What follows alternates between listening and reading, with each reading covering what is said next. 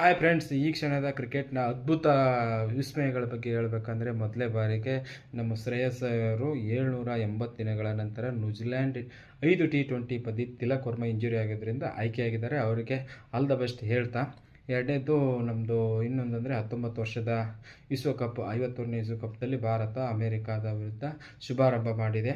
ಕೇವಲ 107 ಆಲ್ಔಟ್ ಆಗ್ತಾರೆ. ನಿಹಾಲ್ ಅವರು 5 ವಿಕೆಟ್ ಒಗಿತಾರೆ.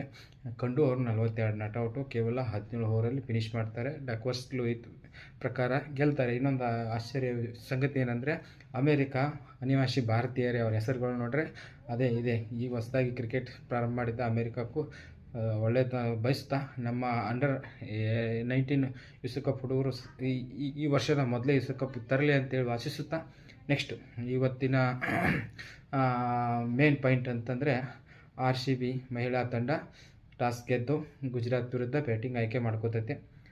ಒಂದು ಹಂತದಲ್ಲಿ ಪವರ್ ಪ್ಲೇಯಲ್ಲಿ 45 ರನ್ಗೆ 4 ವಿಕೆಟು. ಅತ್ಯಂತ ಕಷ್ಟದ ಸಂದರ್ಭದಲ್ಲಿ ನಮ್ಮ 6 ಬ್ಯಾಕ್ ಹುಡುಗಿ ರಾಧಾ ಯಾದವ್ ಅವರು ಇಲ್ಲಿವರೆಗೂ ಎಕ್ಯುರೇಟ್ ಬಾಲರು, ಆಮೇಲೆ ಒಳ್ಳೆ ಫೀಲ್ಡರ್ ಅಂತ ನಾನು ಅಂದ್ಕೊಂಡಿದ್ದೆ. ಇವತ್ತು ಅವ್ರಿಗೆ ಒಳ್ಳೆ ಅವಕಾಶನ ಯುಟಿಲೈಸ್ ಮಾಡ್ಕೋತಾರೆ. 66 ರನ್ ನೋಡೋದು, 3 ಸಿಕ್ಸ್ ಹೊಡಿತಾರೆ.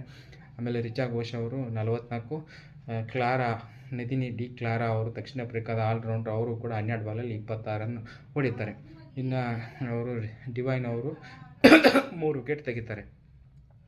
ಇಂಥ ಸಂದರ್ಭದಲ್ಲಿ 182ಕ್ಕೆ 7 ವಿಕೆಟ್, ಅದ್ಭುತ ಸ್ಕೋರ್ ಅಂತ ಹೇಳ್ಬೇಕು. ಇವತ್ತಿನ ಪಂದ್ಯ ಅತ್ಯಂತ ಖುಷಿಪಟ್ಟ, ಯಾಕಂದರೆ ಎಲ್ಲರೂ ಆಡೋದಿನ ಆಡೋದಲ್ಲ, ಯಾರು ಆಡದೇ ಇದ್ದಾಗ ಆಡೋದು ಸ್ಪೆಷಲಿಟಿ ಅಂತ ಹೇಳ್ಬೇಕು. ಇದೊಂದು ಅದ್ಭುತ 3-0 ಟಾಪಲ್ಲಿದ್ದಾರೆ RCB ಅವರು.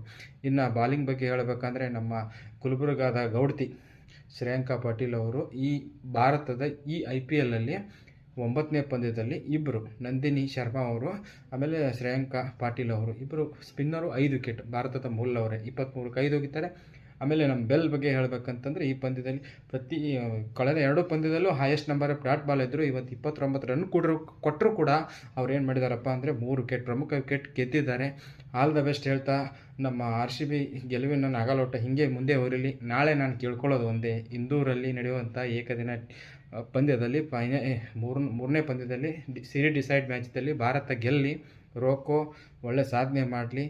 ಮಿಚೆಲ್ ಬಗ್ಗೆ ಸ್ವಲ್ಪ ಫ್ರೀ ಪ್ಲ್ಯಾನ್ ಮಾಡಿಕೊಂಡು ಅವನು ವಿಕೆಟ್ ಒಗೆಯೋದನ್ನ ಬಗ್ಗೆ ಗಮನ ಹರಿಸಿ ಅಷ್ಟೇ ಕೇಳ್ತಾ ಇರೋದು. ನಂಬರ್ 1 ವಿರಾಟ್ ಕೊಹ್ಲಿ ಆಗೋದನ್ನು ಯಾರು ತಡೆಯೋಕ್ಕಾಗಲ್ಲ ಅಂತ ಹೇಳ್ತೀನಿ. ಜೈ ಹಿಂದ್.